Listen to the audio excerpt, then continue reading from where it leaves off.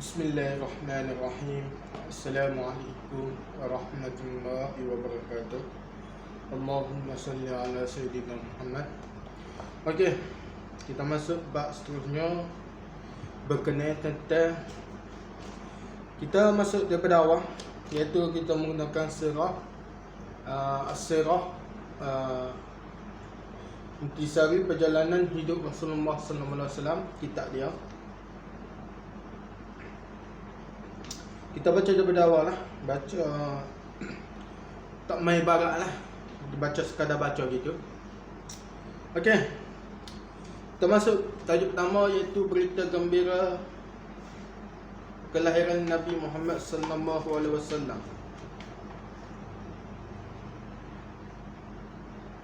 Allah Subhanahu wa taala telah menyampaikan berita gembira tentang kedatangan Nabi akhir zaman, iaitu Nabi Muhammad sallallahu alaihi wasallam, melalui para utusannya dan kitab-kitab yang terdahulu.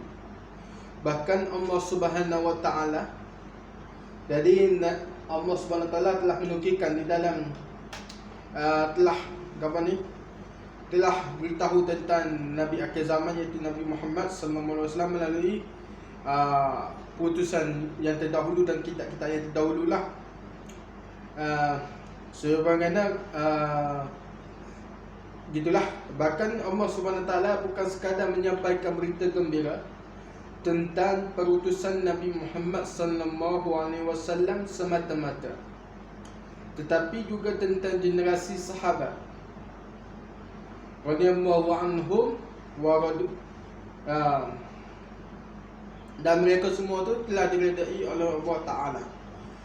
Allah Subhanahu wa taala berfirman, alladzina yattabi'una ar-rasula an-nabiyyal ummiyyal ladzi yajidunahu maktuban 'indahum fit tawrati wal injil ya'muruhum bil ma'rufi wa yanhahum 'anil munkar wa yuhillu lahumut طيبات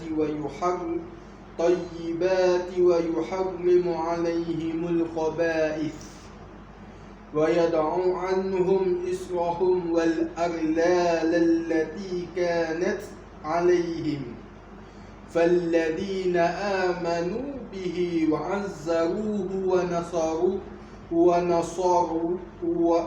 ونصروه واتبعوا النور الذي أنزل معه أولئك هم المفلحون.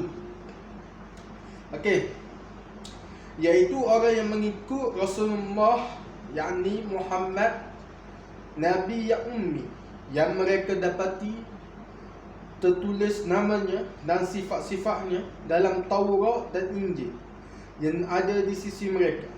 Dia menyuruh mereka dengan perkara-perkara yang baik dan melarang mereka daripada melakukan perkara yang keji. Dan dia menghalalkan bagi mereka segala benda yang baik dan mengharamkan kepada mereka segala benda yang buruk. Dan dia juga menghapuskan daripada mereka beban-beban dan belenggu-belenggu yang ada pada mereka. Maka orang yang beriman kepadanya dan memuliakannya, juga menolongnya serta mengikut nur, yakni cahaya yang diturunkan kepadanya, iaitu Al-Quran, mereka itulah orang-orang yang berjaya. Ulaika humul muflihun, mereka itulah orang-orang yang berjaya. Surah Al-A'raf, surah yang ke-7, ayat ke-157. Allah Subhanahu wa taala berfirman, Muhammadur Rasulullah walladzina ma'ahu ashiddau 'alal kuffar ruhamau bainahum tarahum ruk'an sujada yabtaruna fadlan من الله ورضوانا سيماهم في وجوههم أثر السجود ذلك مثلهم في التوراة ومثلهم في الإنجيل كزرع أخرج شطأه فأزره فاستغلظ فاستوى على سوقه يعجب الزراع ليغيظ بهم الكفار وعد الله الذين آمنوا وعملوا الصالحات منهم مغفرة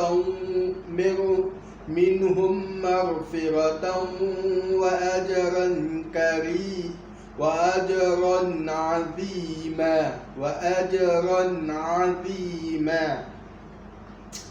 Muhammad itu adalah utusan Allah dan orang yang bersama dengannya. Yang bersama dengannya bersikap keras terhadap orang kafir, yakni yang memusuhi Islam. Yang tidak memusuhi Islam, kita kena meraikan dia. Tetapi berkasih sayang dan berbelah ihsan, berbelah kasihan sesama sendiri, yakni sesama umat Islam.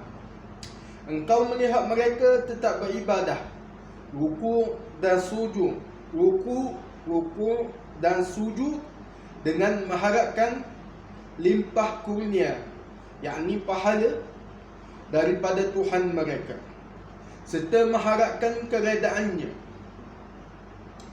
Tanda-tanda yang menunjukkan mereka sebagai orang yang soleh terdapat pada muka mereka. Ketika mana?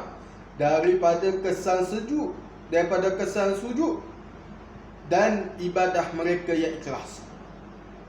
Demikianlah sifat mereka, yakni sifat orang yang beriman yang tersebut di dalam kitab Taurah dan sifat mereka di dalam kitab Injil. Di dalam kitab Injil pula ialah, yakni diibaratkan sebagai pokok tanaman yang mengeluarkan anak dan tunasnya. Lalu anak dan tunasnya itu menyuburkannya sehingga ia menjadi kuat. Lalu ia tegak berdiri di atas, yakni di pangkal tu lah, di atas pangkal batangnya dengan keadaan yang mengagukan orang yang menanamnya.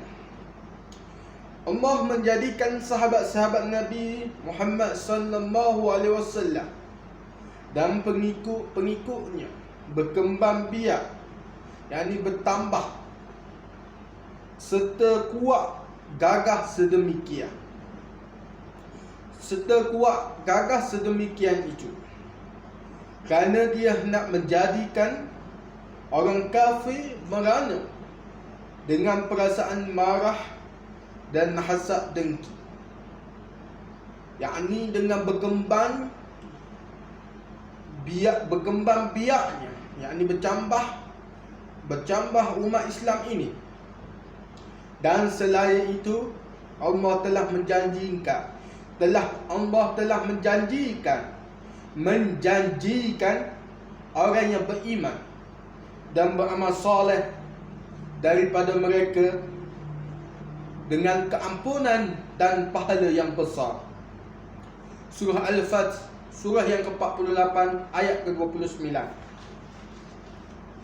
Semoga bermanfaat, hidup untuk memerdekakan ummah. Assalamualaikum warahmatullahi wabarakatuh.